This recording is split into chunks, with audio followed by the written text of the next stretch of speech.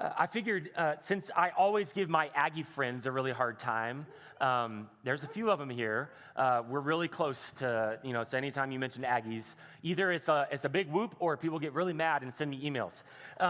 But the reality is I give them a hard time quite often.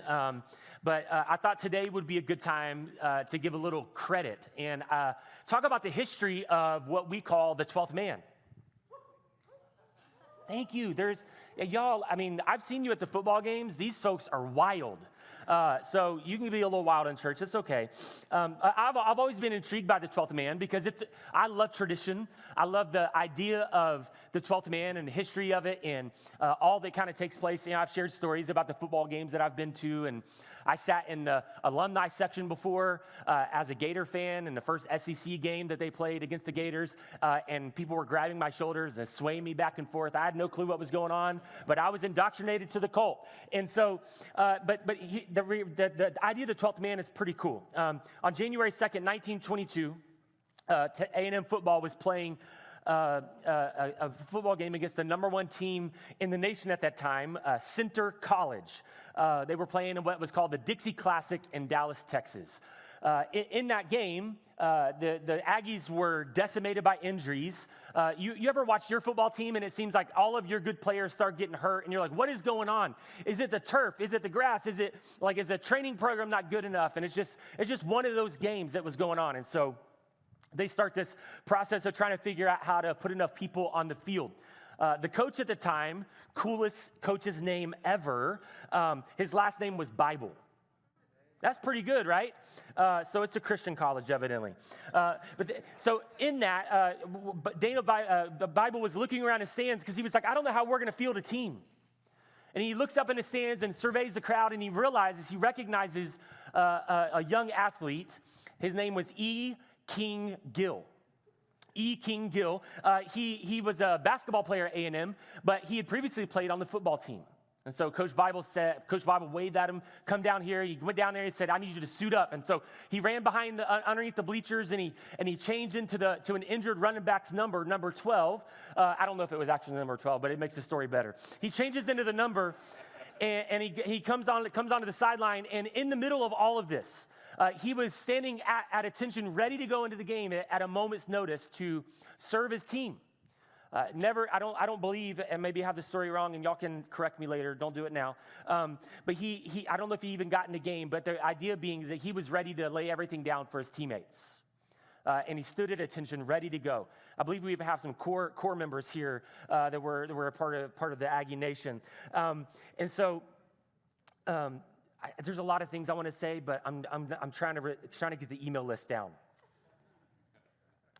The history of the 12th man was born in this moment because E. King Gill was willing to do whatever. He stood on the sideline when the last play was ran. The Aggies ended up winning 22-14, which is a miracle. And the history and fame of the 12th man was born. And so 12 is a good number, all right? 12 is a good number. We're talking today about the 12 disciples that Jesus is going to call in the Gospels in Mark chapter 3, where we're going to be today, that Jesus calls these 12 disciples to follow him and to live like him and to become like him. And these 12 men are their history-shaping group of people, which is miraculous in and of itself when you start to learn who these people are, what they were about, where they came from, the struggles that they had. This is a ragtag group of people that literally changed the course of history. So Mark chapter 3, verse 13 is where we're going to start, the 12 apostles. This is what he says. And he went up to the mountain and he called to him those whom he desired, and they came to him. And he appointed 12, whom he also named apostles, so that they might be with him and he might send them out to preach and have authority to cast out demons. He appointed the 12, Simon, to whom he gave the name Peter, James the son of Zebedee, and John the brother of James, the sons of thunder. Verse 18, Andrew and Philip and Bartholomew and Matthew and Thomas and James the son of Alphaeus and Thaddeus and Simon the Zealot and Judas Iscariot who betrayed him. Verse 20, then he went home and the crowd gathered again so that they could not even eat. And when his family heard it, they went out to seize him, for they were saying, he, speaking of Jesus, is out of his mind. If you have been around church for any amount of time, or if you have been around the scriptures for any amount of time, you've heard a lot about these 12 men. You've heard about some of their background.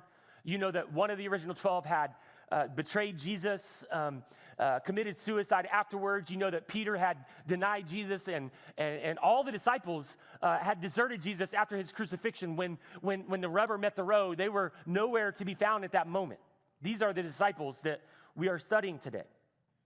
And so Jesus pulls from this large crowd that is following him. There's hundreds, if not thousands, of people that are following him. You remember the story of Jesus feeding the 5,000? This is 5,000 men. There is women and children included as well. Beyond that number, I mean, this is a large crowds that are following Jesus. And he pulls from that small crowd and says, I want you, these 12, to be in my inner circle. I want you to be in my inner circle. I want you to learn how I live. I want you to grow in in who I am. This is the invitation that Jesus was giving. Now, this was not to be exclusive or to say like everybody else is not qualified, but this is to say there was a different level of commitment for the life of the disciples than those that were just following Jesus around from town to town. There was a level of commitment, a level of trust that had to be given to the people in Jesus for them to be able to follow him. They weren't there just for the miracles or the good sermons or to be fed bread and fish on the side of a mountain. There was a level of commitment these disciples had. Let's look at verse 13 again. And he went up on the mountain, and he called to him those whom he desired, and they came to him.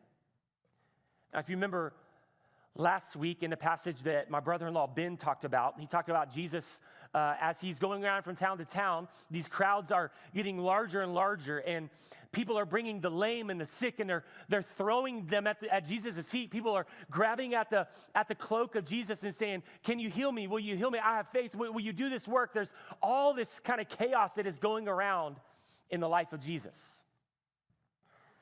They're coming from all over the region, and the crowd got so big that they said that there's so many needs. The disciples were fearful that the crowds were actually going to physically crush Jesus. You remember a few years ago in the city of Houston, there was a rap concert where there was a stampede afterwards. You remember this? It doesn't sound like, it sounds like, how is a crowd going to crush a person? It's not very hard if you have a large crowd that's running and pushing.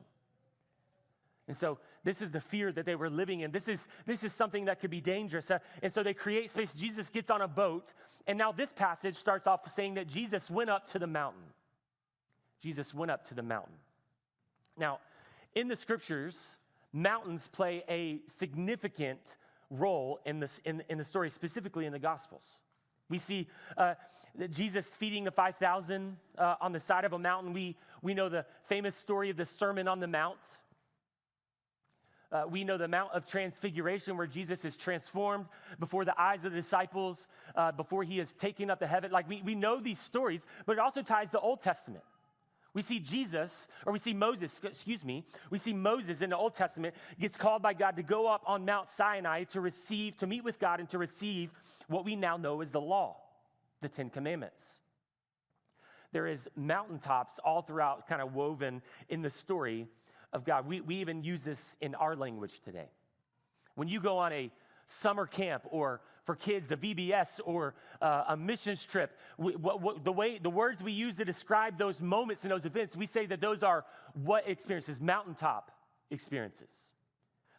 These aren't bad things. Like we think you should be going to retreats and camps and mission trips. Like these are impactful moments. I know for myself, as a young person, as a young man, I don't think that I would have done what I've done or had the call that God has placed on my life if it wasn't for those moments in my life. And so, yes, they're important, mountaintop experiences. But for Jesus, this wasn't just an experience. He wasn't going up on the mountain just to get closer to God. This was the kick off this new radical group of followers. In fact, in Luke's account, Luke says in the same story in his account that Jesus went up on the mountain and he prayed all night. Prayed all night. You know, I was sharing with our family, some of our family and friends the other day about when I was in El Salvador, they used to have these, I interned in El Salvador for a missionary, and they used to have these all-night prayer meetings. These all-night prayer meetings, we even had them as a young person growing up in the churches that I grew up in. And here's the sad reality, I believe. We think that we're too busy to be able to be a part of something like that anymore. We think that if we were to call an all-night prayer meeting, I can guarantee you the percentage of attendance that people that come on Sunday morning is going to be a fraction of the people that come on an all-night prayer meeting. And then we wonder why we don't see God move like he has in the past. We wonder why we're not seeing God rescue people radically, like we read about, and we read in history books about revivals and stories and different things like that. We wonder why that doesn't happen, but we're not willing to do the things that they did to be able to see God move in the ways that he did. I think this is a good reminder for all of us, is that when we're taking steps towards something in life, just as Jesus was taking a step toward choosing his disciples, we should be bathing those decisions in prayer. We should be bathing our decisions in prayer. But how many times do we, even as followers of Jesus, how many times do we, where we just make decisions based off of gut instinct? Or we trust our decision making so much that we don't even think to pray about something. Now, yes, God has given you wisdom. Yes, God has given you common sense and given you ability to decipher and things are right and wrong. You're like, all those things are great. But we, as followers of Jesus, should be people that are leading the way, that saying, I, as a follower of Jesus, I'm going to bathe my decisions in prayer because it matters. Are we willing to do that? Maybe we make these decisions quickly because the speed at which we live our lives. Maybe it's just trusting our decision making, all the things, right? But we need to be praying about what we're doing. Now, the calling of these disciples is different than all the other ways that rabbis would have disciples join them. The way that the rabbinical tradition is that prospective students would have to search out the rabbi that they wanted to study under or to be discipled by. And so these disciples, as they're coming up through school and they're getting their education and they're growing in their knowledge of the Torah, the law, the prophets, and as they're doing that, they would find a rabbi that they want to be like and they want to become like, and they would go search them out. It was never the case that the rabbi was to search out and to seek out the disciples of themselves. But Jesus' disciples, it was different. He looks at the large crowd and he pulls 12 and he says, I want you to follow me. And what is the first thing that he does? He prays. He spends all night praying. And Jesus sought them out and he asked them to follow him. Let's look at verses 14 and 15. And he appointed the 12, whom he also named the apostles, so that they might be with him and he might send them out to preach and have authority to cast out demons. 12 holds a significant number and importance in the scriptures. And I want to give a caution here that we got to be careful not to get into numerology to where we're trying to take numbers and we're using equations and we're trying to create this grand scheme and plan and make the scripture say something that it's not saying. That's not what we're doing.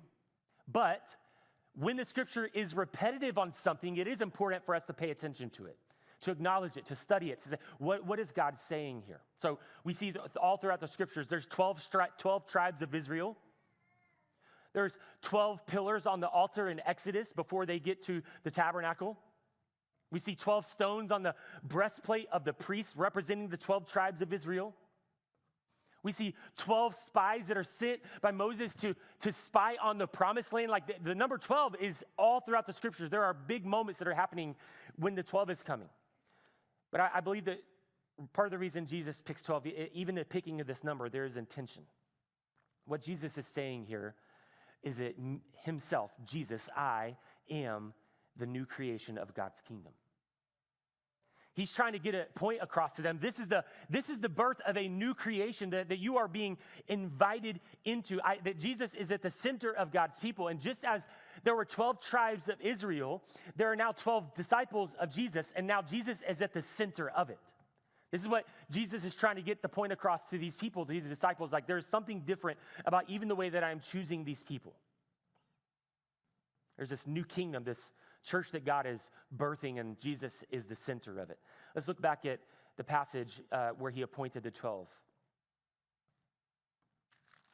He says this, and he appointed the 12, whom he also named apostles, so that they might be with him and they might send them out to preach and have authority to cast out demons.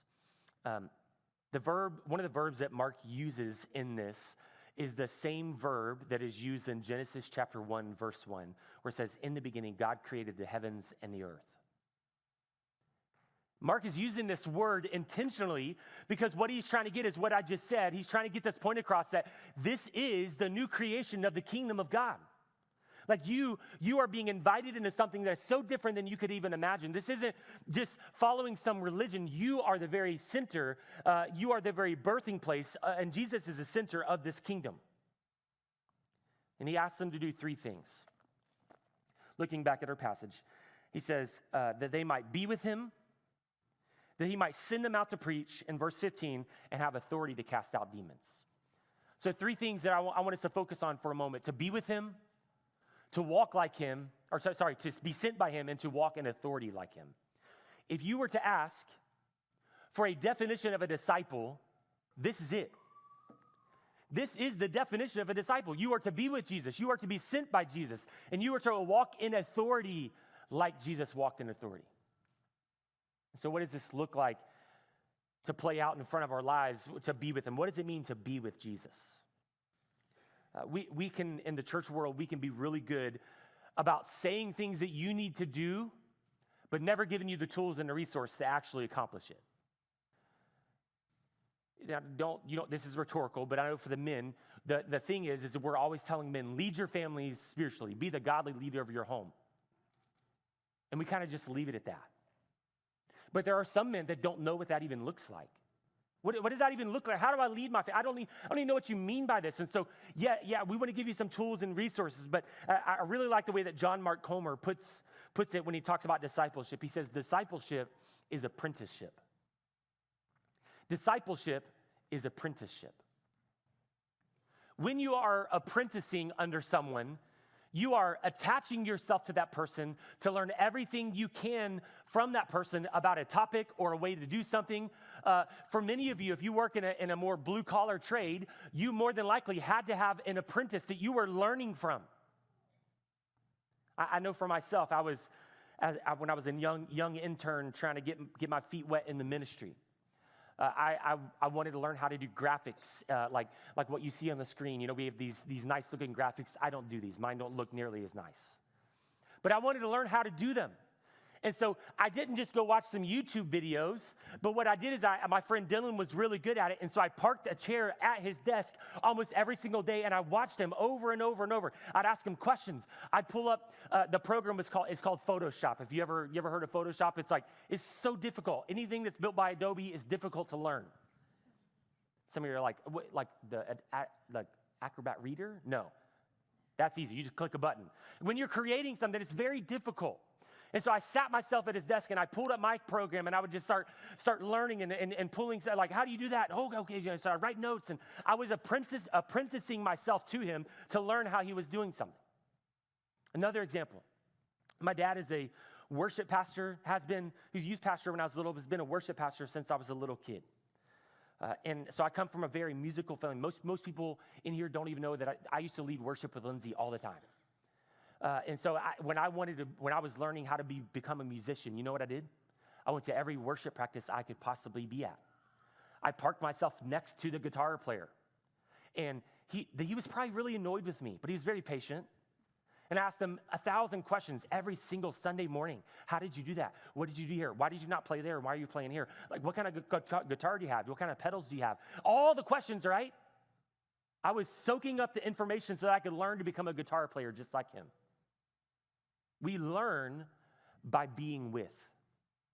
We learn by being with. And so Jesus' invitation to the 12 apostles, and I believe the same invitation applies to us. He says, would you just be with me?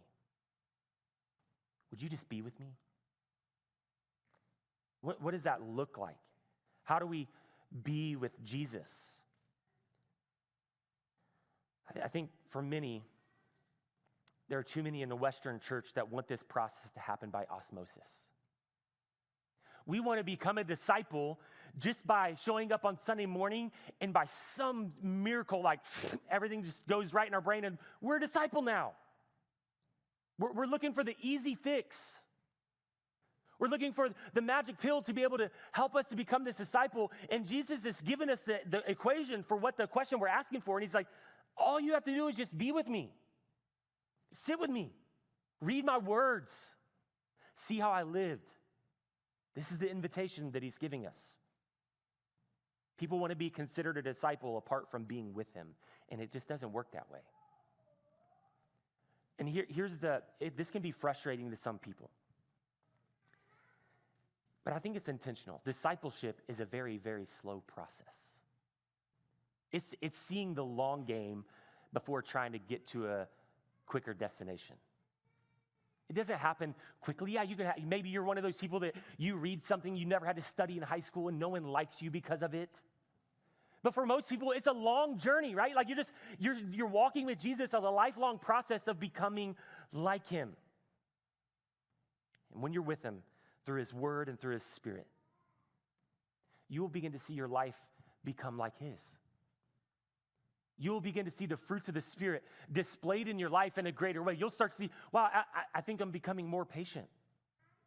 People around you will start to notice, like, hey, there's something different. What's going on? Well, to be honest, I've just been spending time with Jesus. It happens naturally when you spend time with him, but it won't happen unless you put the time in to be with him. So that's an invitation, be with me. John Mark Comer says this: if we are not being intentionally formed by Jesus himself, then it is highly likely we are being formed unintentionally, or we're being unintentionally formed by someone or something else. Who are you being formed by? What are you being formed by? The second thing he asks, he says, I want you to be with me, and I'm going to send you out to preach and proclaim the gospel, to be sent by him. In the church world, we might call this living on mission. That's the catchphrase, like that was kind of popular in the last 10 years. Like, are you living on mission? Are you a mission-minded Christian? Are you a mission-minded church? Like, that was kind of the buzzword. But this is the idea, to live sent by him, sent to do the work of the kingdom, and not just to go across the world and become a missionary in a foreign country, or to move in a different city and plant a church. Yes, it includes those things. But it also includes you as a follower of Jesus, taking Jesus wherever you go in your day-to-day life, whatever it is that you do. I myself cannot show up at your workplace and say, ask the manager or the boss, even if you're the boss. I can't show up and say, hey, can I have a moment with your employees? I want to preach the gospel for a moment. That's not going to happen, more than likely. And even if it does, I don't think it's going to be very effective. But you, as a follower of Jesus, can live sent, take Jesus wherever you go, into your workplace, into your third places, wherever it is that you go. We talk about this all the time. Even at every service that we close, what do we say? As everyday missionaries. This is the point of living as a disciple, taking Jesus wherever you go. It is so much more than just 1 hour a week. We hear a message and a few songs. That we are ambassadors for Christ.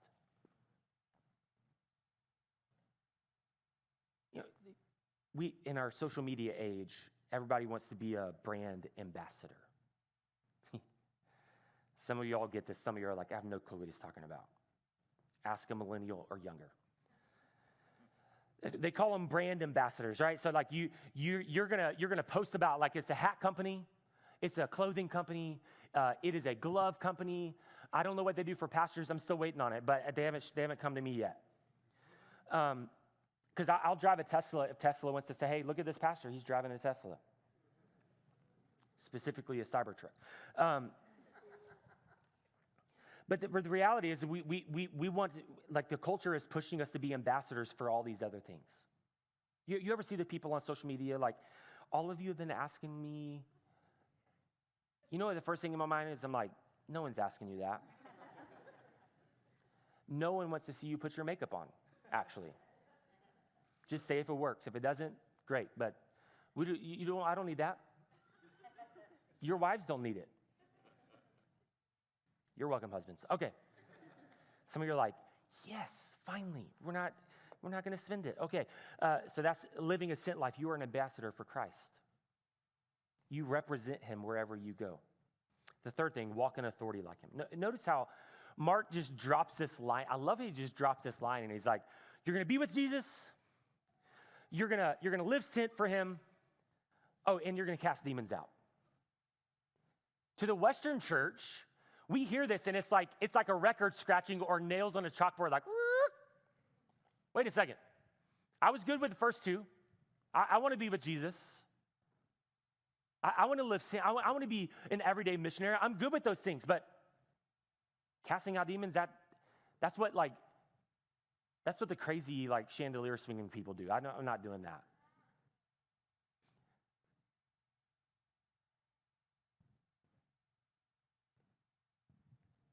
Here's what I would say about this. Just because people live like the enemy doesn't exist doesn't make him not real. Just because people live like the enemy doesn't exist doesn't make him not real. We serve a powerful, powerful God, but we also live with the reality of an enemy that wants to steal, kill, and destroy you. And I think it's time that the American church wakes up. That wakes up to the reality of the power of the enemy that we face every single day. And I'm just telling you, what we see in the scriptures doesn't always necessarily happen in the Western church, but it's happening in churches all over the globe.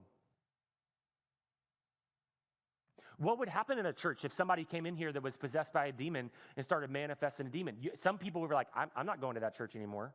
That's weird. Weird stuff happens there. But the reality is that we're talking about what the scriptures say here. And here's what I believe Jesus was calling us to do. He is not calling us to be demon hunters. It's a great late 90s, early 2000s Christian metal band. But some of y'all will understand what I'm talking about. Where you at, Chaz? I got you. He's not calling us to be demon hunters where we're looking for an enemy or a demon in every little nook and cranny of the world. Like, I got to go get all these demons. No, that's not what he's saying. He's saying you, as a follower of Jesus, have the authority of God living inside of you. And so what he's saying is why worry? You have that very power inside of you. Now, I talk about him all the time because he's just the best, Nate Bargatze. He talks about being a 90s Christian, how it's the most Christian you could ever be. I grew up in that world. In that time, in that era, there was this thing that was really popular, if you play your Metallica record backwards, you will hear demons talking to you. Anybody remember those days? Yeah? And then maybe it was 15 years ago, it was the Monster Energy drink thing, if you put 12 plus 2 together, it equals this, and that's a demonic number, and it's I was just enjoying an energy drink. And now I'm demon-possessed, evidently. That was the thing, we're not after that.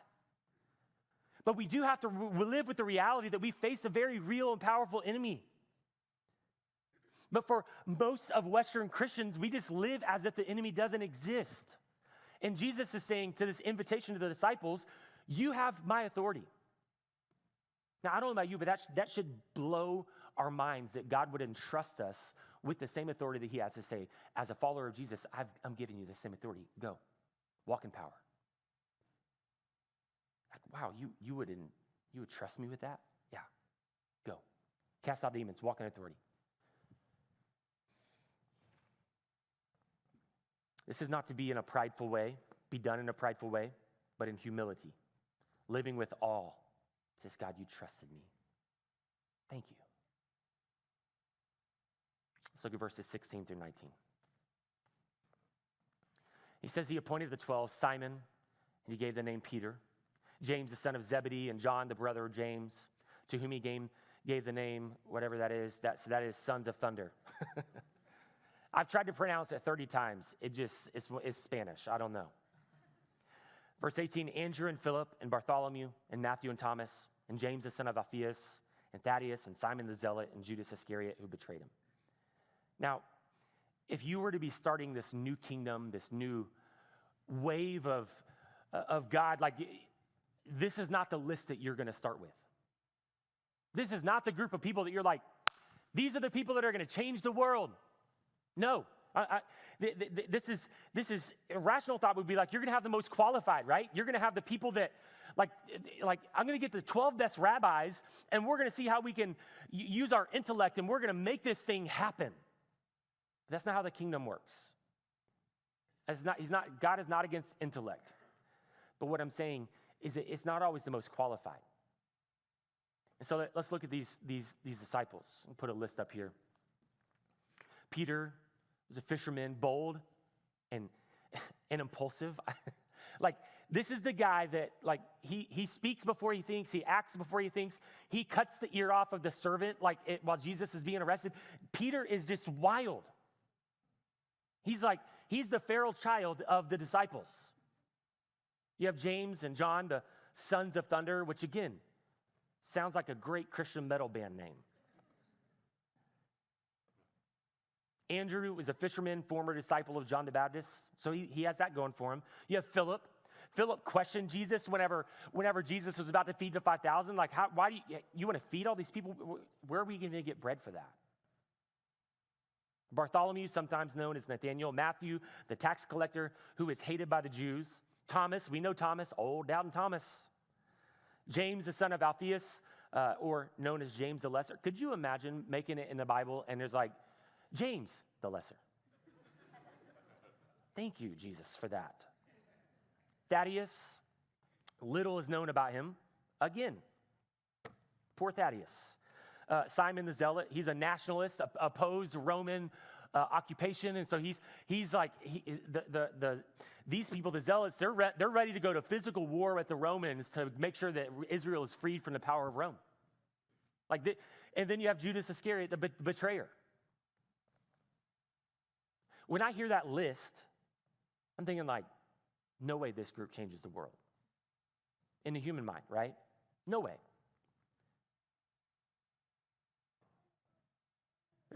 Here's an interesting tidbit on the disciples, and it's not really an application point. I think it's something that just struck me, and I think it's a good Bible study topic. Anytime the disciples are listed in a group in the Gospels, Peter is always mentioned first, and Judas Iscariot is always mentioned last. It's just something for you to go home, make a note of it, go home and study it. It is from this ragtag group of 12 that the world was about to be changed through. And in fact, in Acts chapter 17, a group of unbelieving people say this about the disciples. They say, these are the apostles who have turned the world upside down. Wow. These are the apostles that have turned the world upside down. This is the beauty of the call of God, that God would call us and he would empower unlikely people to fulfill his mission. And I don't know about you, but I long for the day where we see the story of the church being that there are those people that have literally turned the world upside down. Where is the power that the church is supposed to be walking in? Where is the authority that the church is supposed to be walking in our communities, in public places, in our workplaces?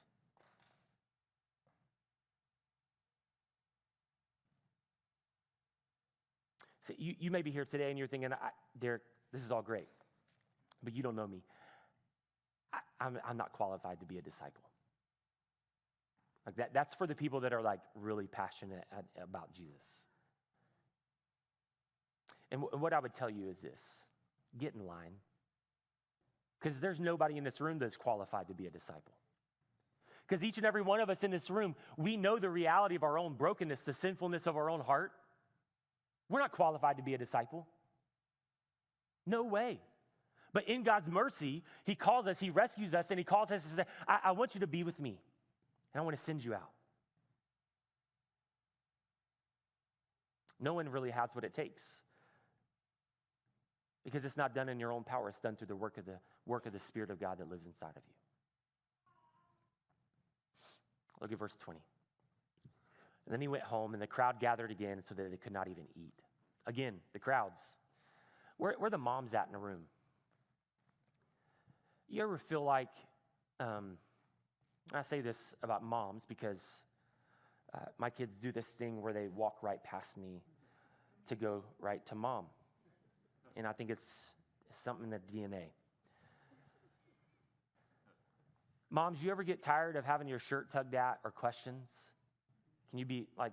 Can we put the Instagram stuff aside for a moment where you have the perfect life and just answer the question honestly? Like sometimes I want to like raise my voice to my kids and just say, what? Why? Because my kids are going, mom.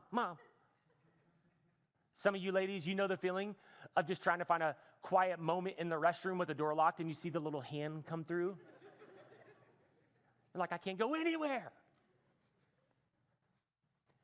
This is the life that Jesus is living. Everywhere that he goes, there's crowds of people. We read in the previous passage, Jesus, the crowds are about to crush him. He spends 24 hours up on the mountain with his disciples, praying all night, introducing them this idea of discipleship and apostles. And he comes back into the town, and what's there waiting on him? Crowds of people. Crowds of people. This is why what Ben talked about last week is so important. Because if we don't live with margin and boundaries, when we don't have moments to break away and get away from the chaos and the busyness of our lives, you're going to miss out on the opportunity to minister to the people around you because you don't have the margin in your life to do it anymore. He comes back from this mountaintop experience and automatically, in the constant pool of needs and people, I need this from you. I need that from you. I need this. Can you do this? Can you help me with this? I help with the homework. Can you cook dinner? Can you clean? Can you do all these things? The constant pool of needs out of your life is going to run you ragged if you allow it. So you have to break away. It's going to send you over the edge. Lastly, verse 21. And when Jesus' family heard that they were not able to eat, they went out to seize him, for they were saying, Jesus, is out of his mind. Jesus is out of his mind. It's a fascinating line in the story because Jesus' own family thought that he had literally lost his mind, like he's gone crazy. I always think of, I don't know if it was Hook or Peter Pan, the old man that's like crawling around like, I've lost my marbles. Do you might know that line? Yeah, that part? Am I making that up? Is it in there? Somebody help me out. Hook, thank you. There's a lot of stuff that's going on right now in my brain, but I don't even know where I was going with that. Oh, he thought he had lost his mind, and I have too. They thought Jesus had lost his mind, like, hey, we got to get Jesus out of here. Like, he's not eating, like, he's letting the crowds kind of overrun him. Like, we got to step in.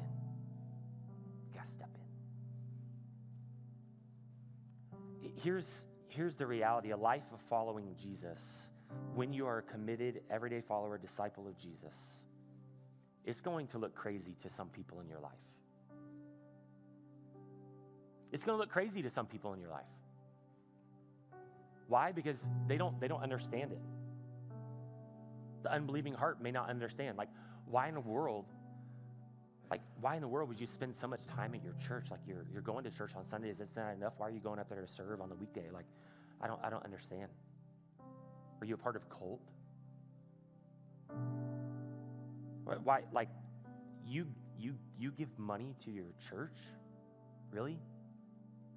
Like, don't you want a nicer car? Or you could do something different with that. Like, you could give it to Red Cross. Like, why would you give it to the church? Like, when you live the life of a disciple, it is not always going to make sense to those that are around you, and even those that are closest to you. I know stories of families that are in our church that have literally had to be cut off from their family because they made a decision to follow Jesus. It's not always going to make sense, but I can guarantee you this, it is always going to be worth it.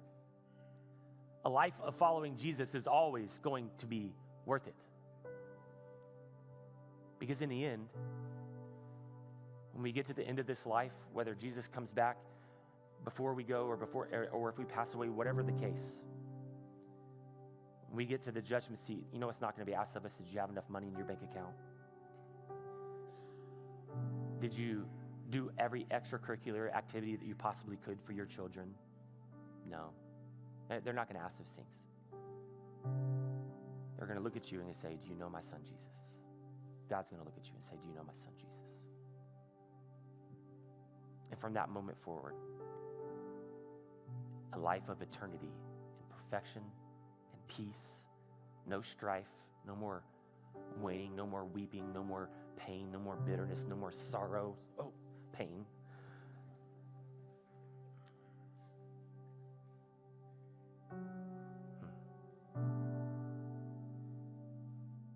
I long for the day we get to kneel before the throne of God with the nations surrounding us, just singing, holy, holy, holy is the Lord God Almighty. I long for the day.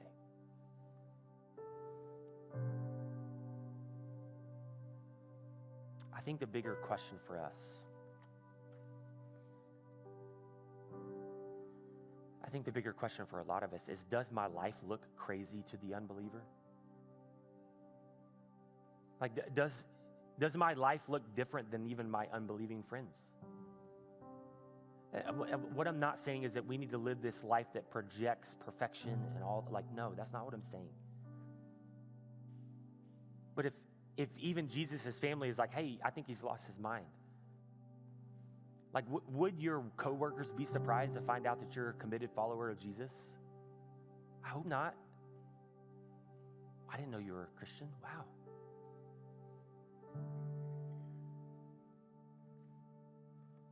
Because if we're being formed by him, our lives are going to look different. And they're going to look strange to unbelievers. I should bow your heads with me.